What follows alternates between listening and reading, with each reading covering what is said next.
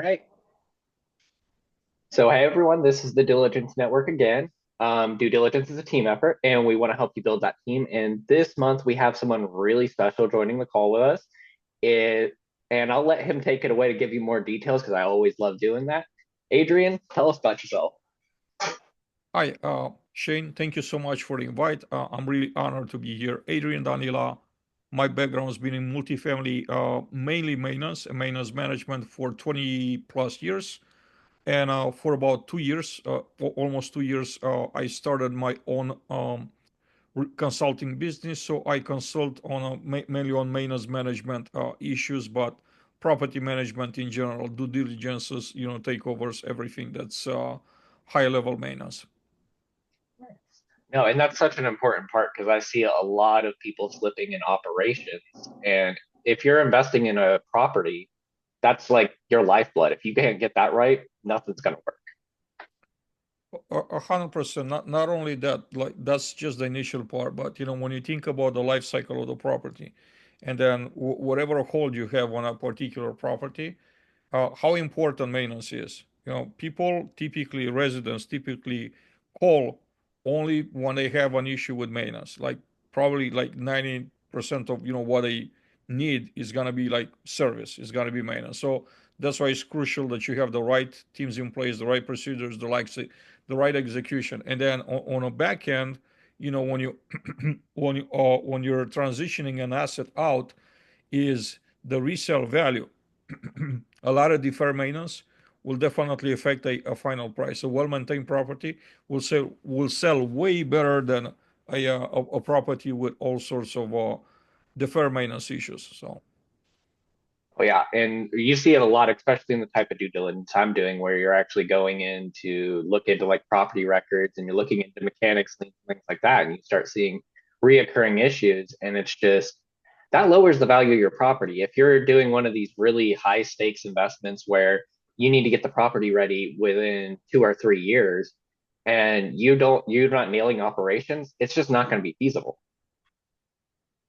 yeah, maintenance it's a huge part of operations for sure. And actually, you have a really interesting background on like how you started in the multifamily industry. Can you talk a little bit about that? Sure. So actually, 20 22 years ago Sunday. It was my 22nd anniversary in the United States. I came to United States for the first time. My background, I'm from Romania originally, so my background has been in a legal field. I went to law school, graduated, uh, passed the bar exam, and never practiced as a lawyer. Worked a few like legal jobs, legal counselor jobs, back in Romania. When I came to United States, I didn't intend on pursuing law, so then I just kind of started for opportunities. It just so happened that the first serious opportunity that came my way was in property management as a groundskeeper part time at apartment community. So I took that job. That turned into a full time job and so on and so forth. I just kind of like climbed the corporate ladder up until I became a VP of facilities and maintenance for a company that owned and managed 32,000 units out of West Coast. That's kind of a short history of mine. No, that's actually pretty amazing because you see a lot of people that jump from other industries into multifamily, especially in like the syndicator space. But you very rarely see that someone that's been in it for like 20 years doing just what they say they do. And for me, that's expertise. That's something that's just so valuable in the space that there's no substitute for that. No, because we learn the best from doing it and failing. Because when you fail, that's the roughest experience, but it's actually a blessing because there's no pain, no gain, right? So you had to go to the rough times to learn what not to do in the future. I think Edison said, I didn't fail 100 times. I just learned about 100 ways in which I shouldn't be building a light bulb, right? So that's kind of the a mindset type of situation. Plus, there's a huge advantage when you work in multifamily. You basically get paid to learn, and then you actually are allowed to fail. Like you are allowed. Like the job allows you to fail, allows you to make mistakes and still like recover from it, like not be out on the street with no job. Of course, certain certain failures, certain level failures, epic failures might lead you towards losing your job, but most of them are most of them that they're manageable. They're learning lessons, and you just there's no better way than just learning, doing it hands on. No, that's definitely a powerful because like learning it hands on is exactly what I tell people when I'm kind of like pitching my service to them or telling them why it's something that's valuable because it's all I do. I do due diligence investigations. So I see all the emerging risk trends. I got the experience. I can see everything that's moving in behind the scenes, and I can see when something's becoming a bigger issue in the industry. So I can act on it rather than you might have the skill set to start doing what I do, but it's not long term. It's not going to be something that's viable for you. It's going to take a lot just to keep up with. It's a full time job. I was actually really interested in your business because I founded my own business last year, and I really like to hear like people's kind of mindset and like their mission when they go into their own businesses. Yeah, so a little bit about the business in general. We have a few verticals. The number one, the first vertical is gonna be maintenance management consulting, because that's where my uh, 20 plus years of experience lays in. The second vertical is content creation.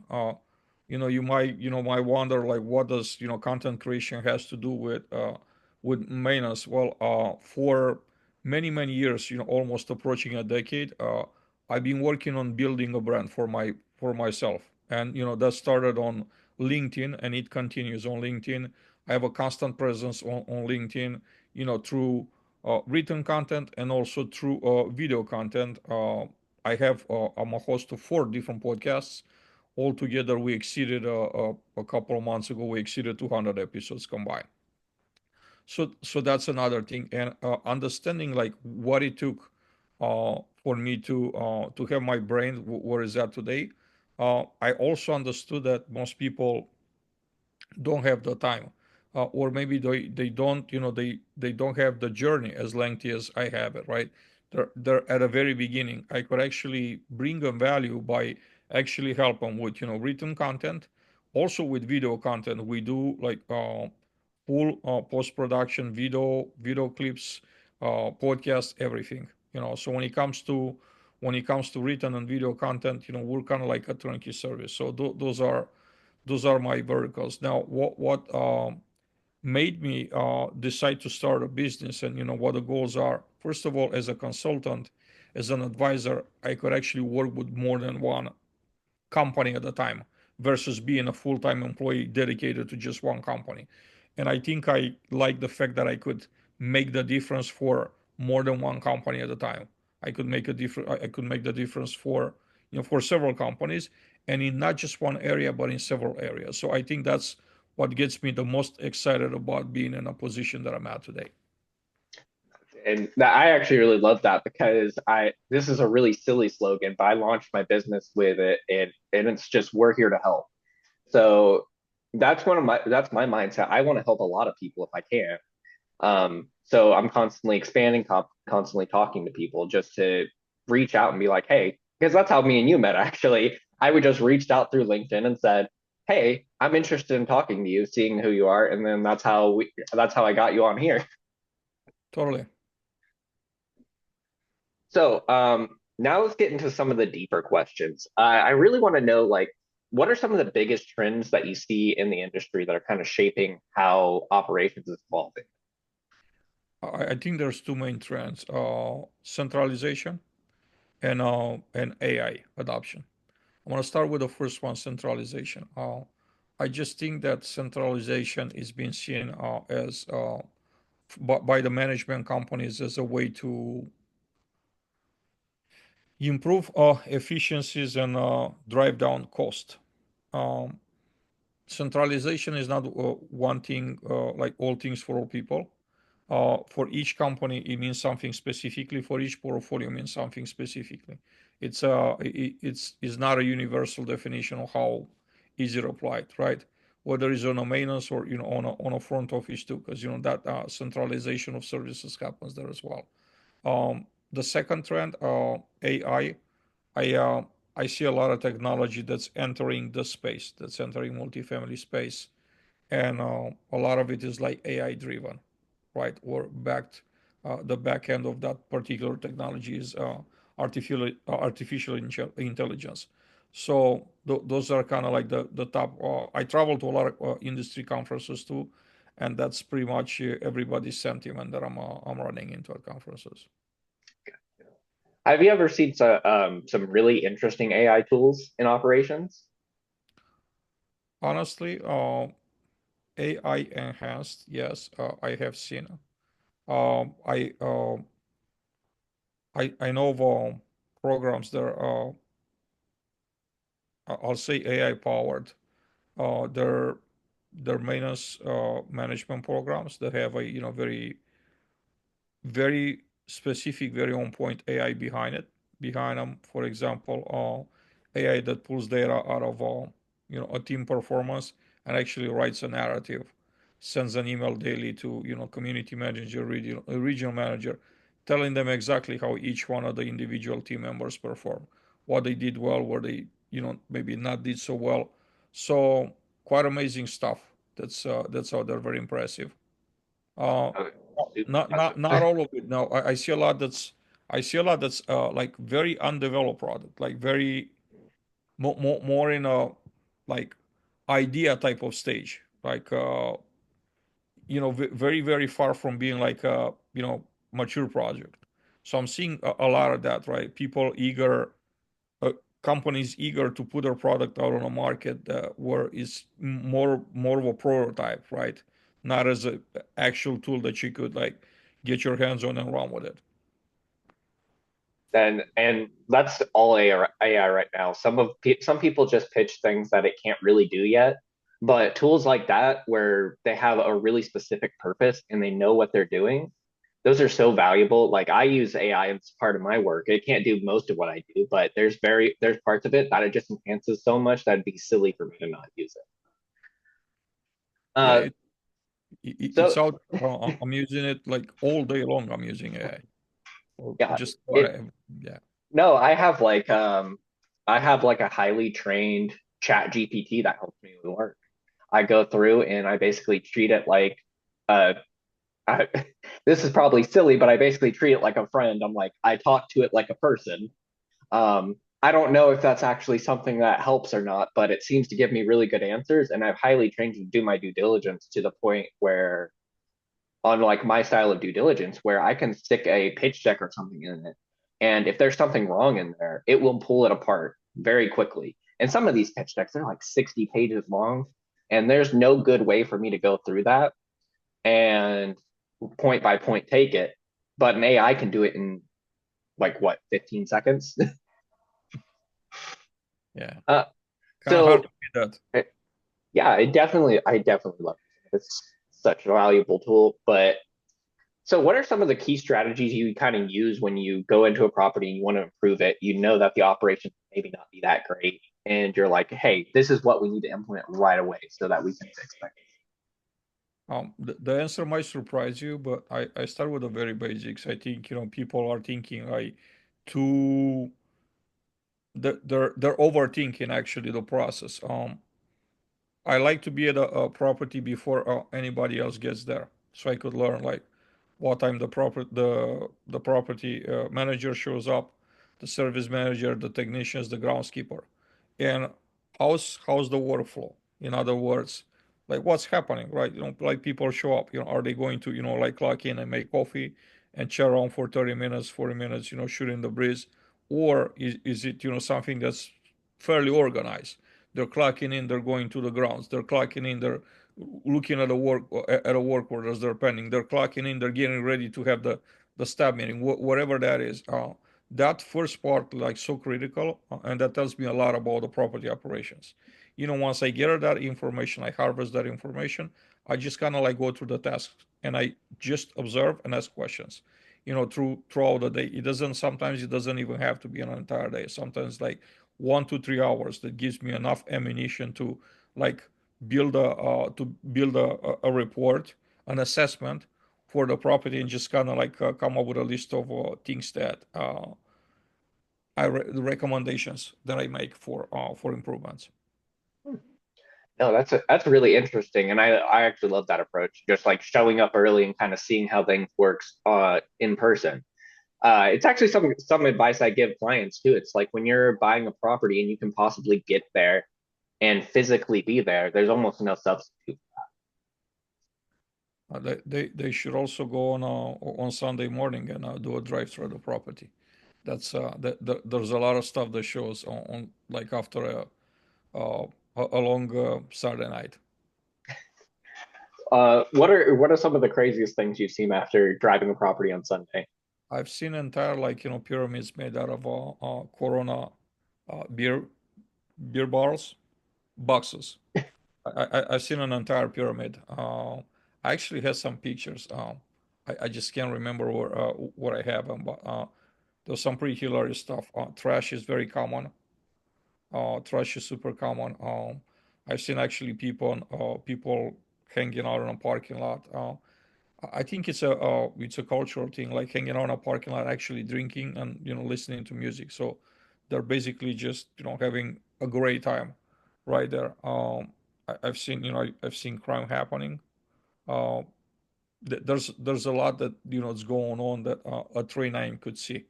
Uh, like I said, especially on the weekends, because typically there's not a full staff at the sites, and most property workers are home, while most residents are also home on the property. So you kind of see that. That's really interesting. And also, I've asked. Actually, I worked apartment maintenance for a couple years in college, and I've seen that same pyramid. It's always fun, especially when you're the guy that has to clean it up. Yeah, it's you destroy entire like 1 hour worth of creativity. Yeah. You always kind of feel a little bit bad when you do something like that, but at the end of the day, you're the one that's going to get in trouble for not cleaning it up. It wasn't meant to last. Yeah. So, one thing I actually wanted to ask you is, do you have any experience with mechanics liens on properties? Because I know you do operations, but do you actually oversee like, say, improvements to the property or repairs? I've done that throughout my career, right? So if we're talking about day-to-day repairs, yes, I ran service teams for properties that were up to 843 apartment homes, in a single property, and then overseeing, I mentioned earlier, 32,000 apartment homes. But that's more of a high level. You're not like directly involved with the management. I also oversaw multi-million dollar renovation projects, interior and exterior. So yeah, I have that experience. Nice. So one of the questions I constantly get from my clients, because whenever I see a mechanics lien, I list it regardless of if it's satisfied or what. Because when a mechanics lien goes into foreclosure, of course, it can cause huge problems for the property. It goes into court. You got to do all kinds of stuff. So I just was interested in your perspective on when is it okay for a mechanics lien to be filed and when is it a high risk issue? Mechanics lien. Mhm. I'm really not familiar with the term, honestly. I Gotcha. Yeah, So maybe something specific to where you live, I'm yeah, assuming. they're everywhere, but sometimes it's just like it. It's usually a legal thing. So whenever a service provider is not paid, that's when a mechanics lien's filed. Okay. So so if there's a dispute with like the quality of workmanship, this is where we see it a lot, and you can find that dispute. Of course, that makes it a low risk issue. But if we see, hey, this mechanics lien's just not getting paid, and there's a history of them not paying the people working on their properties, that's when we start saying, hey, that might be an issue that we need to look into. And in some cases, this can actually cause a foreclosure of the property if the mechanics lien is high enough and they decide not to pay it. Yeah, I think in a current environment, there's a lot of companies that investors that have purchased assets 3 4 years ago when the rates were still like super low, and they took them at variable interest rates. And, obviously with the interest rates going up, they weren't able to pay bills, to pay the bank, an entire situation very messy. A lot of a lot of vendors didn't get paid. There was not enough money to make the bank payments, to pay the salaries, keep the lights on. So somebody had to lose. Unfortunately, I had to say that typically that would be the vendors servicing the property, because first you got to make sure that the lights are on, the utilities are on, you pay the salaries, and then you pay the mortgage, and then whatever you have left, if you have anything left, vendors. But there were situations in which entire communities could not collect even at 100%. If they were to be 100% occupied, they wouldn't collect enough rent to cover even the mortgage. And that's definitely that, I've seen that a lot recently, and I talk with individual investors too. I'm not just out there on social media being like, "Hey, come to me." I will have meetings with individual investors, and some of them are saying they haven't seen distributions from their multifamily investments in 2 years or so, and that's of course is a huge red flag. But no, it really goes into what you're saying, where hey, these guys don't have money to pay bills, so of course they're not going to be paying distributions. Of course they're not going to be paying vendors. Yeah, I think also a very telling sign is to check with the municipalities and look for violations. If the property has a lot of outstanding violations, that's also a red flag.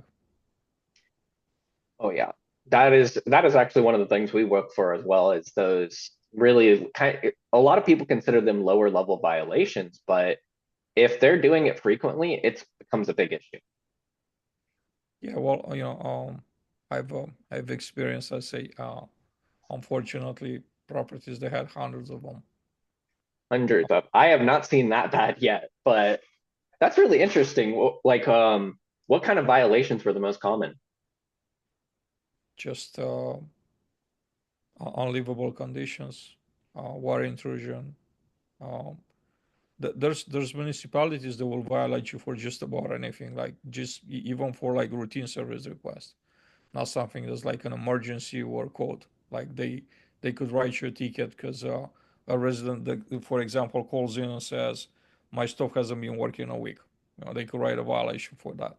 Um, it all depends. Exterior issues, like painting, something as small as like aesthetic stuff that cracks in a stock on exterior or in a siding.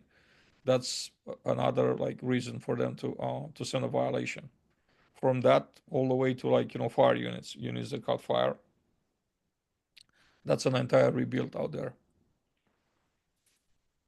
That's it. That's kind of interesting because, yeah, everyone knows about like city violations because you get them if you have your own property all the time, but they don't think about it on like that level on a big property where, yeah, they get them too. Sure, and they could get a lot of them if they're not well maintained, or if they're not great at like keeping up with resolving. Because the what's happening is this is kind of like a cascading effect. If you have one and you haven't resolved it, and you get a second one and you still haven't resolved it, then you become a nuisance for the inspectors. They want to have their cases closed too, and it only makes them becoming angry at you, and they keep coming back. And every time they come back to check on open violations, they find more, and they find you more, and the stuff just piles up. So this is one thing that I think you can answer really well because I can like just from talking to you before and now I can see that you kind of have like a very good work ethic. And what kind of like skills and qualities do you believe are kind of essential for succeeding in multifamily? I'm sorry, the last part you were cutting off. What Sorry. type of skills? What type of like skills and qualities do you think people should develop to succeed in multifamily? I think it's basic stuff. It's not specific to multifamily. Show up every day. It's important. Showing up on time is super important. Uh, Also, do the jobs that nobody else wants to do. That's also like super important. If you want to position yourself well, like you have to look for opportunities. See where people are running away from chores. You go towards those chores and take care of them. And that's what's going to make you a very valuable player within an organization. Always learn. Multifamily, it's an again, like learning is free. You get paid to learn, which is an amazing thing. Um, Keep learning, learn, and move up. It's extremely easy if you show up. You show up on time. You work hard. You're serious. You do what you say you're gonna do. It's